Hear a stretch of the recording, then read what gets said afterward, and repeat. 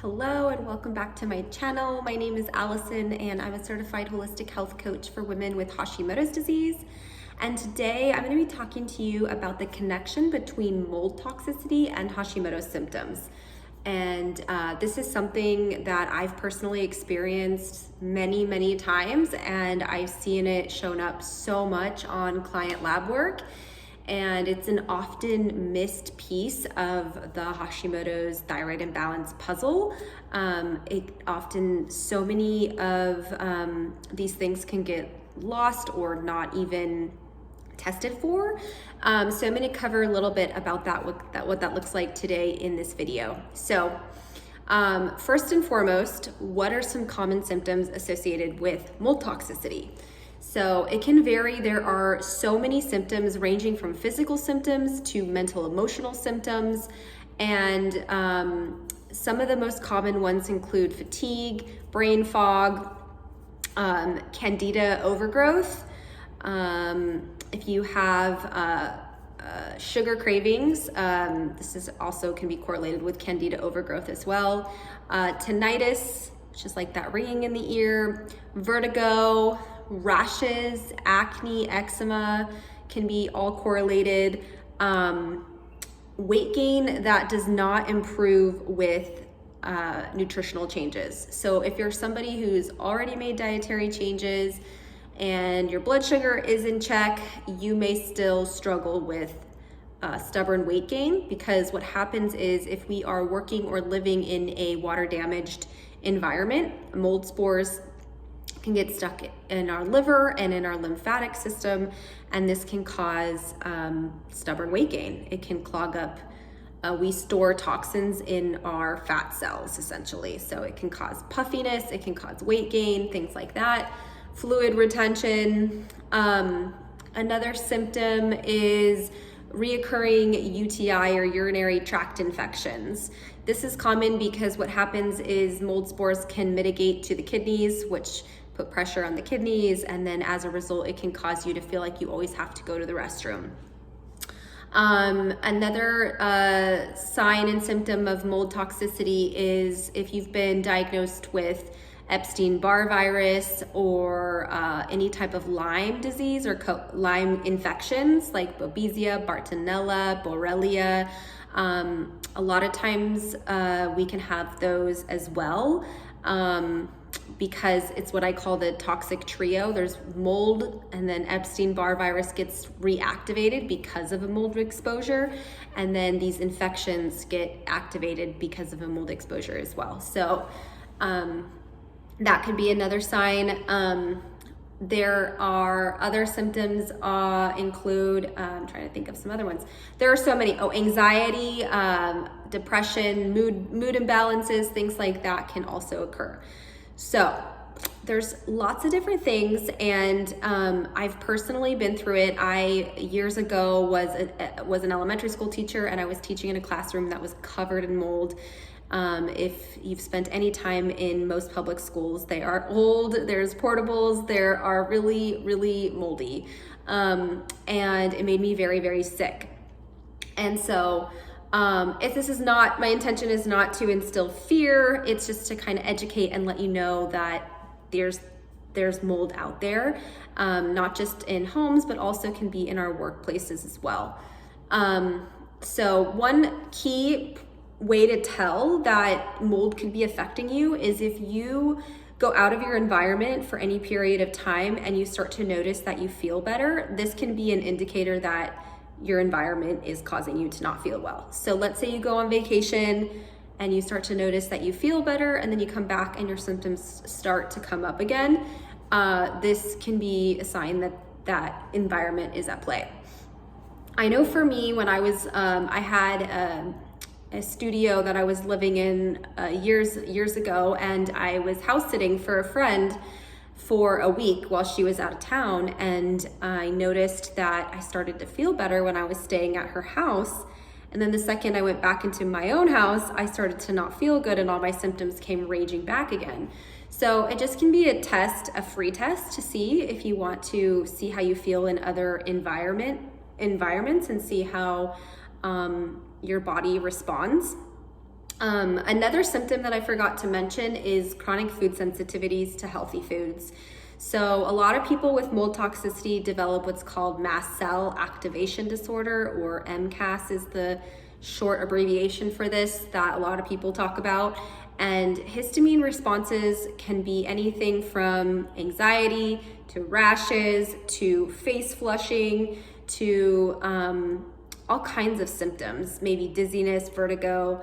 There's so many symptoms of histamine, but they can also show up with specific foods. So if you find yourself reacting to foods that are generally healthy for you, things like bone broth, fermented foods, avocados, spinach, strawberries, all of these are what we call high histamine foods. So if you're like, I'm eating really well, why am I still having reactions to certain foods that are generally supposed to be healthy for me? Then you may want to look at your environment as a trigger. I know that was the case for me. I was like, oh my gosh, I'm eating so well. I'm making bone broth, which is so good for my gut health, and I'm eating all these good foods, but my body was like not having it. I would get upset stomachs, I would get rashes, I would have so many food sensitivities, and I even had a food sensitivity test done years and years ago, which I don't recommend getting, by the way. Not a fan of food sensitivity testing. But I had a food sensitivity test done and I tested highly allergic to like 87 out of 97 foods. And this didn't mean that I was allergic to them, but it just means that my body was seeing something that was not able to process them or digest them. So really important to keep this in mind. And this is why I'm not a huge fan of food sensitivity testing, because I find that they can create a lot of food fear and they don't actually get to the root of why you're sensitive to that food in the first place. So a lot of people like to do them, but I find them personally a waste of money. So that's what I recommend, is just kind of notating any of these symptoms. A lot of them overlap with other things too, but if you recognized majority of what I'm describing, then your environment could be something to look into. The sad reality is that like 50% of homes in the US, not just homes, just buildings in general, have some type of water damage. This is due to the way that they're made, the industrial materials that they're made with. They're not made good quality, and we can't always prevent leaks and things from happening in the house. And so one of the things is, even if you can't see or smell mold in your house, or you just moved into a brand new beautiful house or apartment, does not mean that there's no mold there. It hides behind walls, it hides underneath baseboards, it hides in so many different places that you don't even think about. And so a lot of times people are like, I don't smell, it doesn't smell musty, or I don't smell it, or I don't physically see it anywhere, but it doesn't mean that it's not there. Sometimes you can see it. Sometimes you can see bubbling, cracking, any type of like floor lifting. Sometimes you can actually physically see it. I've been in places where I could physically see it. And actually the last place I was living in you could see it on the windowsill. It was like black mold.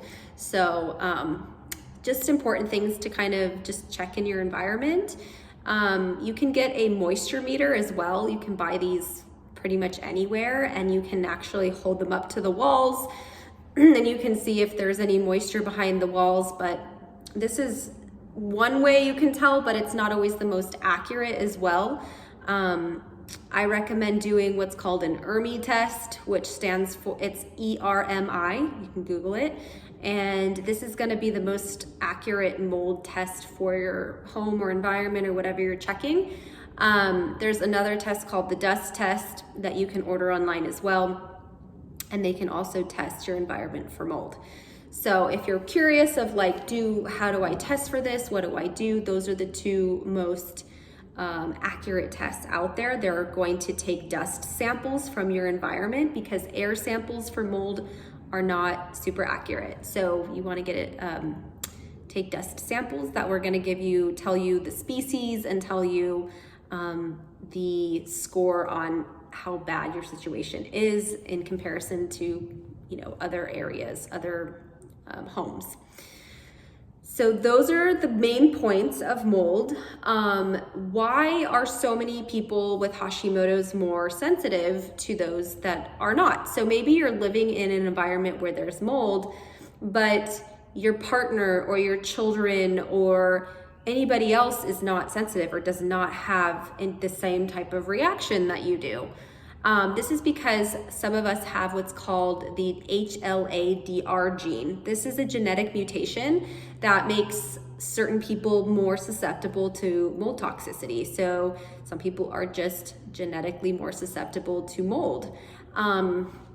So really important to keep that in mind, that you're not crazy. Your significant other, people in your family, they just may not have the same genetics that are getting turned on and getting activated.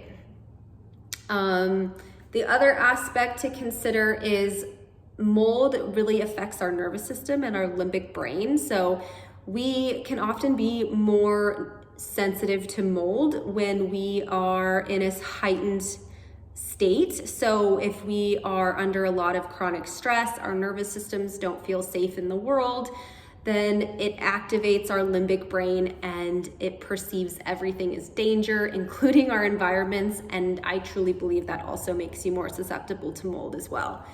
So it's called a cell danger response. So again, genetics are not the end all be all. They have an on and off switch.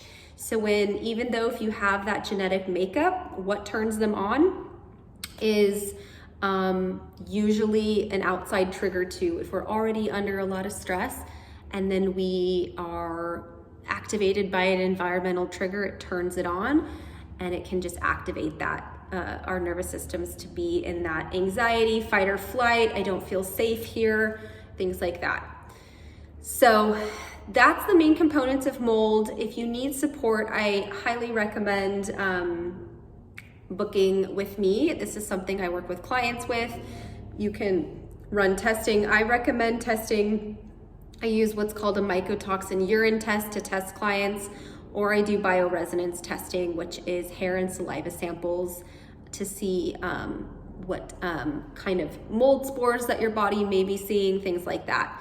So those are the two types of tests that I usually do, or I run what's called a total tox burden on clients, which is also a urine test. And you can book that through the link. I'll put the link in my video here if you want to work with me and get more information and get support from safely detoxing from mold, because it is a very complex thing that we have to really support not only the physical body, but also support your limbic brain and your nervous system. In my opinion, you have to have both on board. Your nervous system has to feel safe, and physically you need to detox from it as well. And we want to open your drainage pathways, really support the fungal infections that are created because of mold, address things like parasites, any types of bacteria, and we want to systematically do this in the correct order so that you don't experience what we call Herxheimer or die-off reactions, which could cause a lot of unwanted symptoms to surface. So really important to work with somebody who's knowledgeable on this and who can help guide you. So like I said, I will leave the link to work with me below in this video.